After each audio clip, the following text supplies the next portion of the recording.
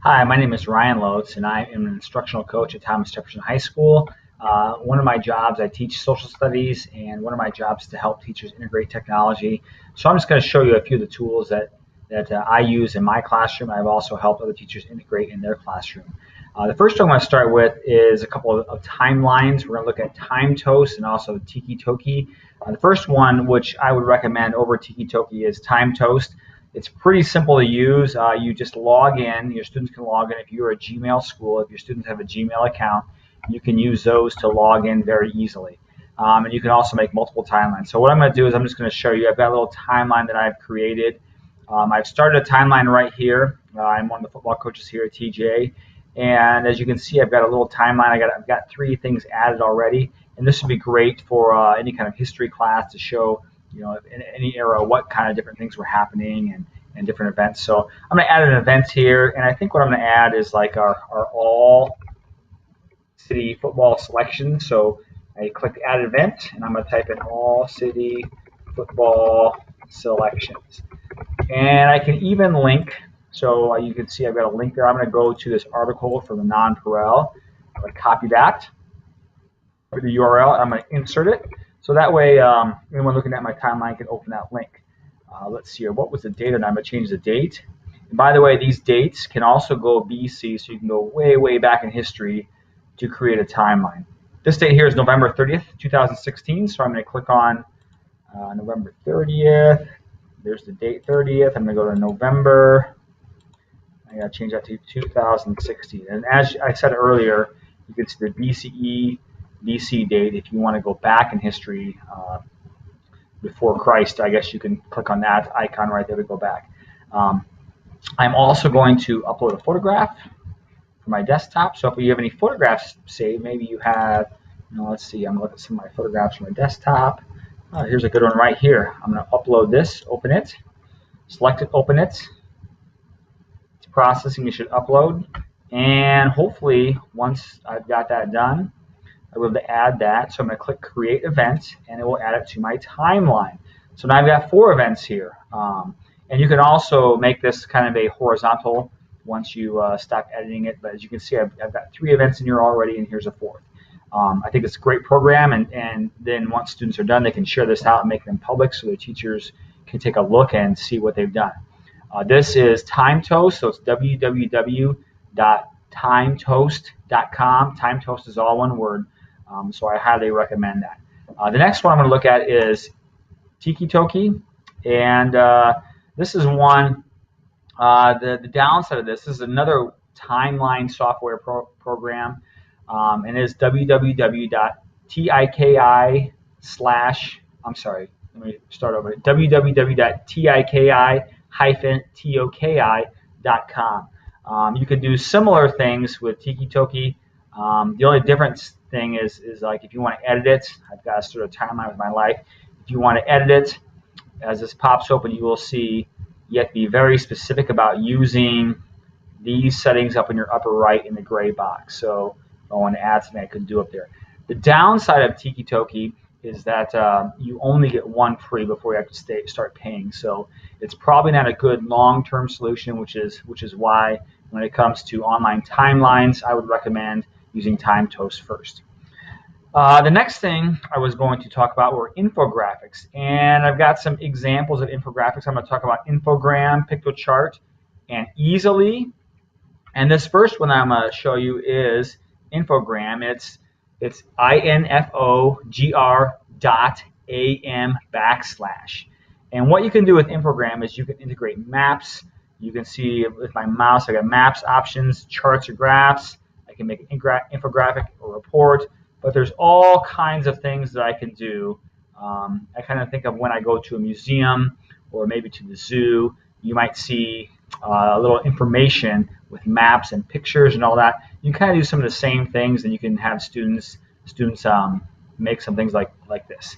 So Infogram, I'm going to show you a former student of mine, one of their products, and this student did a project on, they evaluated the traffic cameras in Council Bluffs.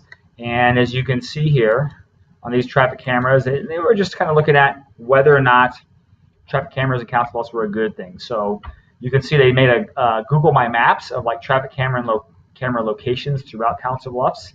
And then they also went to the city council and they got the number of citations issued per location. So this is a nice little line graph here. And as I scroll through, I can look at all of the data.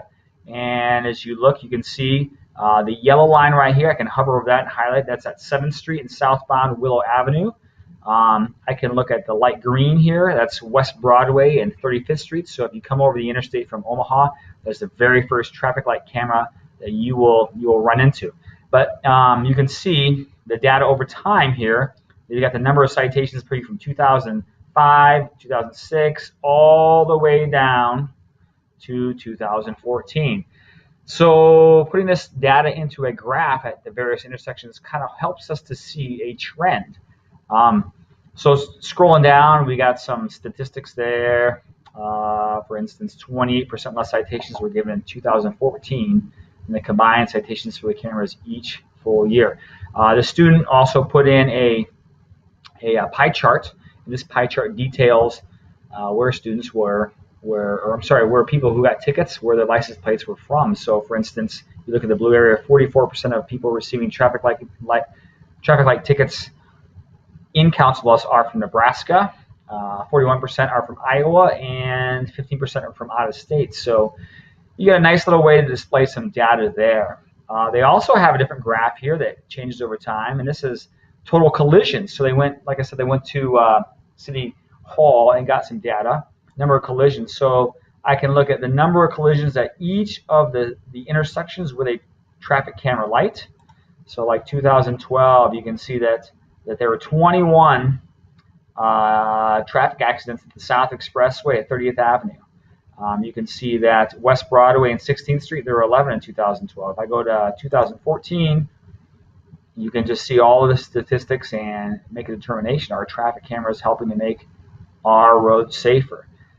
Same thing, same kind of a graph right here, but I think these infographics are a great way for students to look at data and just kind of analyze things.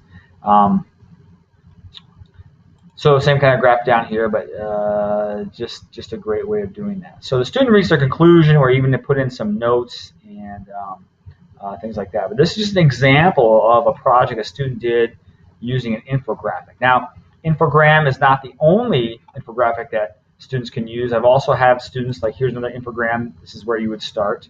And all this is free if you get a basic account. I also have had students use PictoChart. So if you go to PictoChart.com, PictoChart, you can also make some infographics here. For instance, I've got some here's an infographic I've made in class, and you can see I've got graphics. I've got some data. I took some data from some surveys, put that in there. And I got some more graphs. So it's just another nice way for students to put together some information, something that would be useful for the class to easily convey.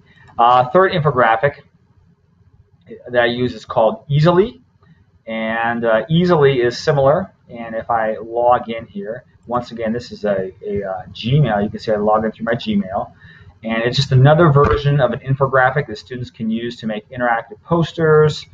They can use to make maps, timelines, word webs, but they have all these options to choose from, and students can choose from these options to try to convey their learning and some information somehow. I tell you what, I think my time is about up here, so I'm going to make another screencast here on some other tools that I use in the classroom. But so far, we're just going to stop right here with timelines and infographics, and I hope to see you in a few minutes. Thank you.